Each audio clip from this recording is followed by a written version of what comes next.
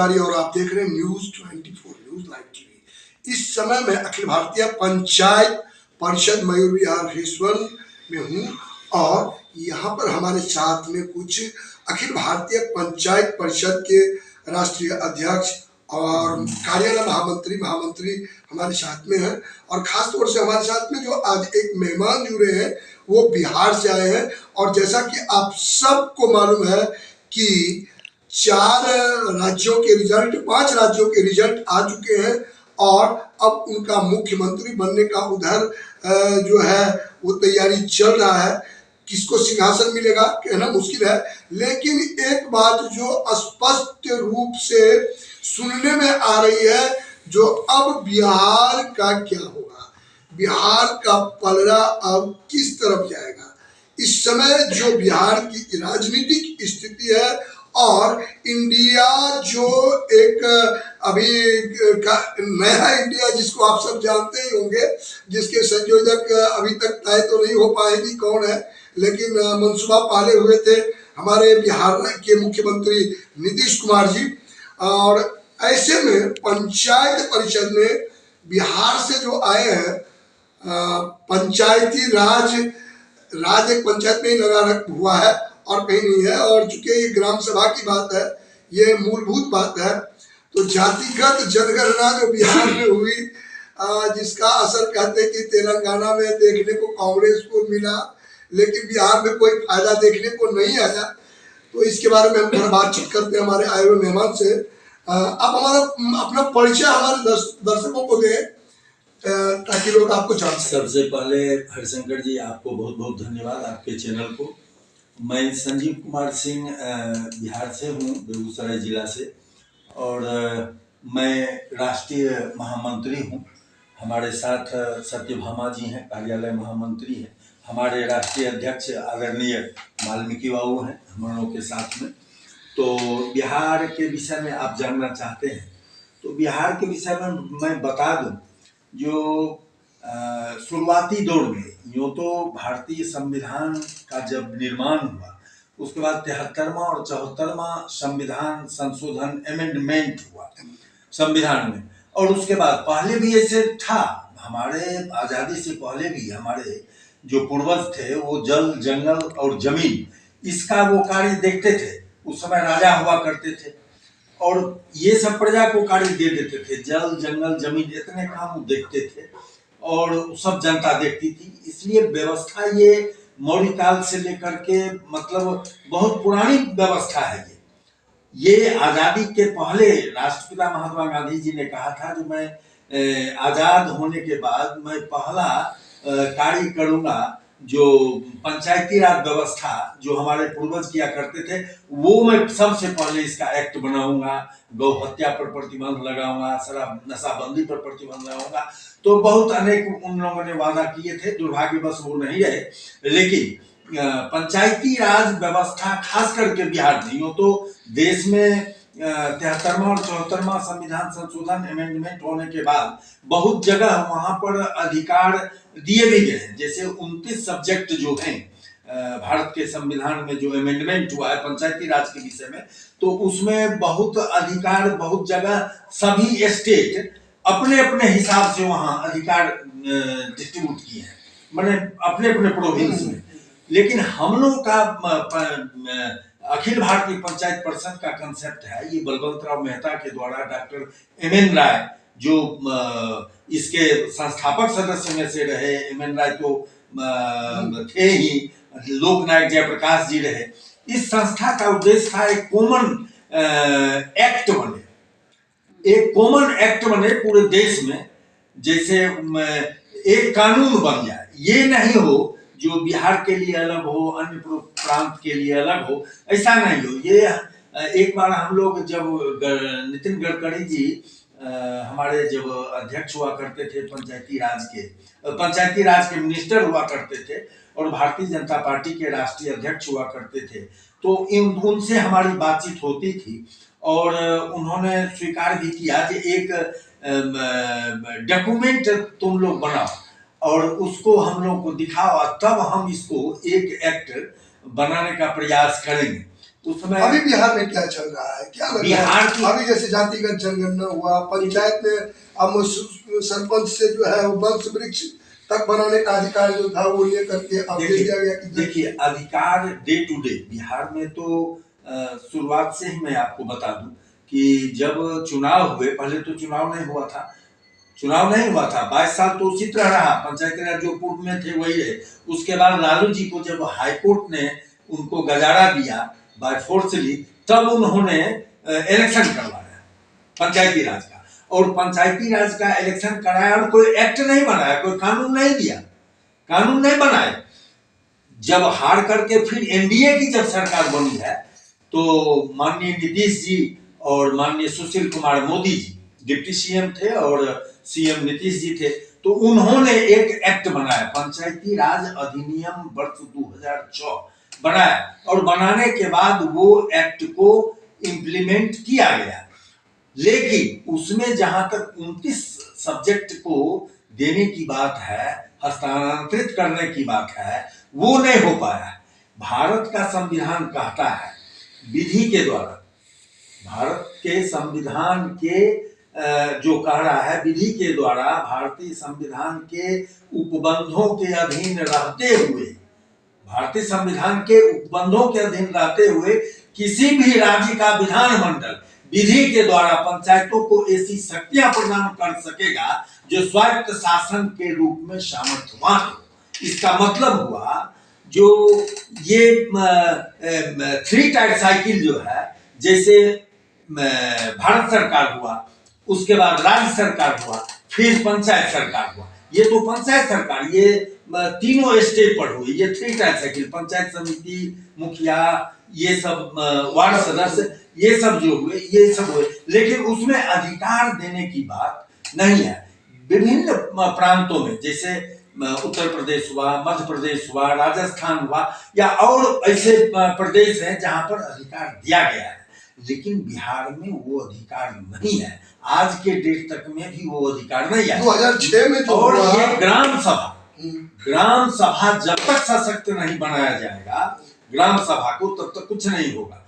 और उसमें ग्राम सभा के द्वारा चुना जाए लोग जो विधान मंडल में जाए, जैसे सीट है हम लोग के यहाँ बिहार में भी 16 है, तो विधान परिषद में जब यहाँ के लोग चुन के जाएंगे, पंचायती राज व्यवस्था से लोग जब चुन के जाएंगे, तो वो अपनी दुख दर्द और पीड़ा को समझेंगे ना। जैसे कोई मुखिया होगा या कोई वार्ड सदस्य है या कोई जनप्रतिनिधि है, तो वो चुन के जाए तो ज्यादा बेटर होगा। वो अपनी आवाज को विधानमंडल में मुखर होकर के रखेंगे, और जहां 24-25 व्यक्ति जब वहां पहुंच जाएंगे तो उसकी बात भी सरकार मानेगी। लेकिन यहाँ तो होता नहीं है, यहाँ तो विभिन्न पॉलिटिकल पार्टी जो है वो उस पर हावी हो जाते हैं, और कैबिनेट में एक मीटिंग पारित होता है, मीटिंग पारित होने के बाद कहता है कि अमुक व्यक्ति हमारा ग्रुप का हुआ, इसको एमएलसी में, जबकि सिंबल देने का अधिकार नहीं, सिंबल नहीं कोई दे सकते हैं। लेकिन ऊपर से इसमें लोग सब विभिन्न राजनीतिक दल, मैं नाम किसी का नहीं लेना चाहता हूं, लेकिन विभिन्न पॉलिटिकल पार्टीज पर हावी हो जाते हैं, और वो जब हावी हो जाते हैं तो उनके अपने आदमी को क्या ये मानते हैं कि ये जो अभी ग्राम पंचायत या ग्राम सभा है उसके विकास में ये दल का जो दलदल है उसमें पूरी तरह से पूरी पंचायती राज व्यवस्था धस चुकी है? देखिए, सबसे बड़ी बात है ग्राम पंचायत की व्यवस्था, जब तक आप उसको स्वायत्त नहीं करिएगा, यहाँ तो ऊपर से ब्यूरोक्रेट यहाँ पंचायत में, देखिए विभिन्न पंचायतों की शक्ल, विभिन्न पंचायतों की आवश्यकता अलग अलग है, चाहे भौगोलिक दृष्टिकोण से आप लीजिए तो अलग अलग है। आपके यहाँ हो सकता है जो कुआं की आवश्यकता हो, इनके यहाँ तालाब की आवश्यकता हो, इनके यहाँ सड़क की आवश्यकता हो, इनके यहाँ छत की आवश्यकता हो, मकान की आवश्यकता हो। तो एक ऊपर से जब ब्यूरोक्रेट बनाते हैं तो कोई कानून बना करके वो थोप देते हैं, ऐसा नहीं होना चाहिए। और उसी सब्जेक्ट को कहते हैं कि यहाँ से पास करा करके ले आइए, ये इस देश के लिए दुर्भाग्य की बात है। एक आयुष्मान योजना लाए थे, और उसमें आपका क्या कहना कि उसमें पंचायत की क्या कोई भूमिका रही? जिनको मिलना चाहिए उनको नहीं मिला, मोदी जी कहते हम इतने लोगों को दे दिए, क्या इसमें आप क्या? मोदी जी को तो मैं सबसे पहले धन्यवाद देता हूँ कि ऑल ओवर इंडिया में वो ऐसे शख्स हुए भारत के प्रधानमंत्री जिन्होंने सबसे राय कलेक्ट किया, उस राय के आधार पर वो वर्क बनाए, काम बनाए, ये अभी तक कोई नहीं किया था। इसलिए मोदी जी धन्यवाद के पात्र हैं।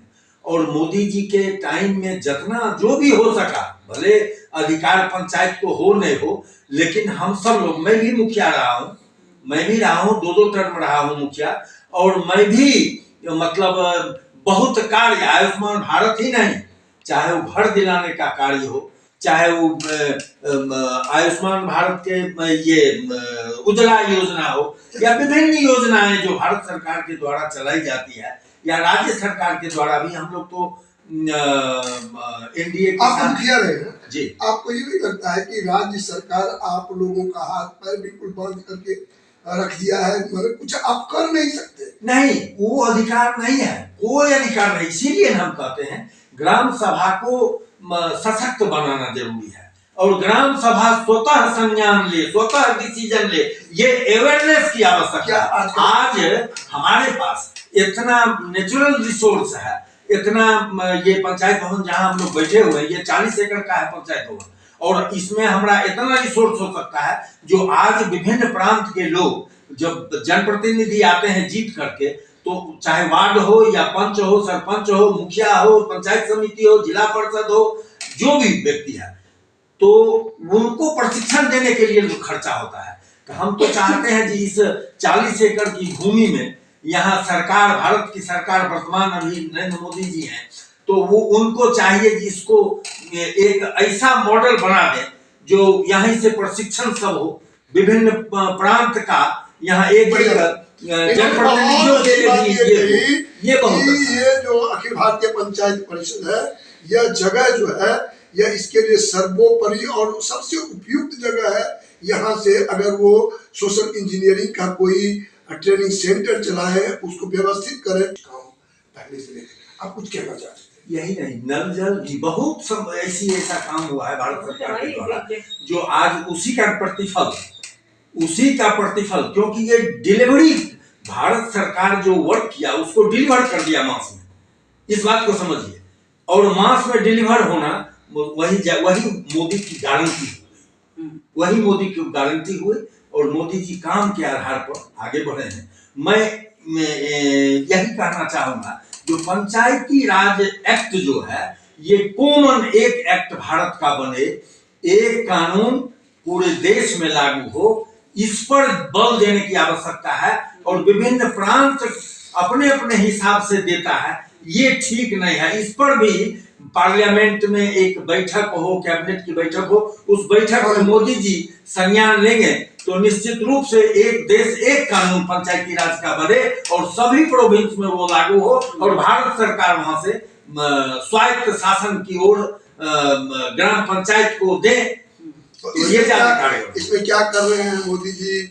और काफी लंबे समय से, जैसा कि आप देखते हैं कि अध्यक्ष जी करते रहे हैं अपना, तो अध्यक्ष जी क्या कहना चाहते हैं? तो अध्यक्ष जी आप बताएं, क्या कहना चाहते हैं आप मोदी जी को लेकर के? आपका क्या है? क्या ये लोग कह रहे हैं कि मोदी जी कुछ अच्छा सोच रहे हैं ग्राम पंचायत के लिए, ग्राम सभा के लिए, और इसी से उद्धार हो सकता है? मेरा कहना है कि 2 प्रधानमंत्री हुए हिंदुस्तान में, एक राजीव गांधी और एक नरेंद्र मोदी। पंचायत के लिए संवैधानिक दर्जा देने की बात हुई तो उसमें सबसे पहला पहल राजीव गांधी ने किया, और जब सीमांकन की बात हुई, संवैधानिक दर्जा मिले हुए आज 30 वर्ष हो गए, लेकिन स्वामित्व प्रधानमंत्री नरेंद्र मोदी ने दिया, सीमांकन उन्होंने किया। 24 अप्रैल 2020 को उन्होंने कहा कि पंचायतों को आत्मनिर्भर होना होगा, और मैंने स्वामित्व दिया। तो जब स्वामित्व दे दिया तो पंचायत क्षेत्र का मालिक पंचायत ग्राम सभा हुआ।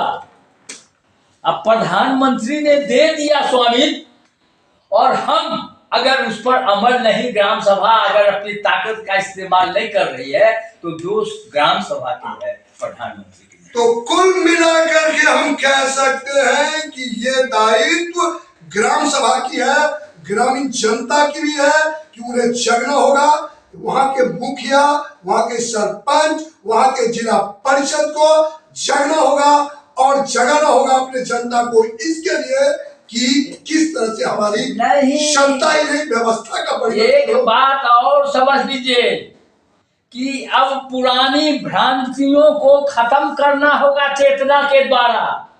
पुरानी भ्रांतियां है कि ग्राम सभा निर्णय किया, कलेक्टर साहब को ऑर्डर आ गया, यह काम होगा ग्राम पंचायत में। अब यह बात नहीं है। कानूनी हक, संवैधानिक हक प्रधानमंत्री ने दे दिया कि ग्राम सभा का जो निर्णय होगा उसको न कलेक्टर काटेगा, न चीफ मिनिस्टर काटेगा, न प्रधानमंत्री काटेगा। तो कहने का मतलब है कि चाहे यह अधिकार मिल गया ग्राम सभा को, चाहे वो विधानसभा हो, चाहे वो लोकसभा हो, ग्राम सभा की बात जो है जब तक सर्वोपरि नहीं होगा तब तक भारत विश्व गुरु नहीं बन सकता है। भारत सुखी और समृद्धि की जो बात करता है उसमें सफल नहीं हो सकता है। अकेला चना भार नहीं फोड़ता, अकेला मोदी कुछ कर नहीं सकते हैं। उसके लिए जन भागीदारी की आवश्यकता है। कैमरा पर्सन के साथ मैं हरिशंकर तिवारी, मयूर विहार, फेस 1।